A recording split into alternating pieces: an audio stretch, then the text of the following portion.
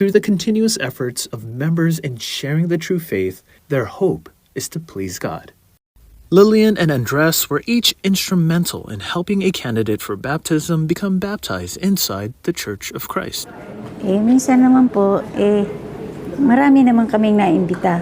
Awa-awa ng Diyos, nakapagbunga rin kami. Masaya kami ngayon. Masarap po sa pakiramdam na nakatulong ka sa pamamahala. I joined the Church of Christ because through the lessons, and right here I can get my salvation. It's an honor that I would have never expected in my life, and I'm happy. Parang bagong tao ako. Parang malinis po ako. Dito yung totoong kaligtasan. Barbara truly felt God's blessings throughout her journey to becoming a Church of Christ member.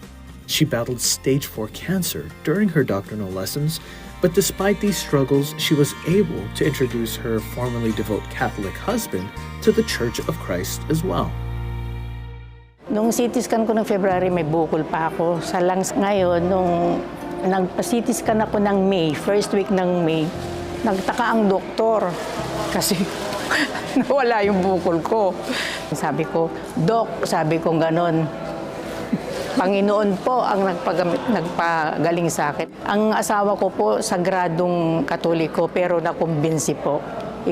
Nabautismuhan siya nung 25 sa Pilipinas. Para akong namilagruhan talaga kasi from stage 4, biruin mo, ngayon malakas pa rin. Nagtratrabaho pa ako. Mas tumibay po yung pananampalataya ko kasi walang imposible sa Panginoon. These newly baptized members now begin a new life filled with hope and joy as part of God's nation, so that many more will receive this blessing of salvation. The true words of God will continue to be shared throughout the world as Church of Christ members continue proudly sharing their faith.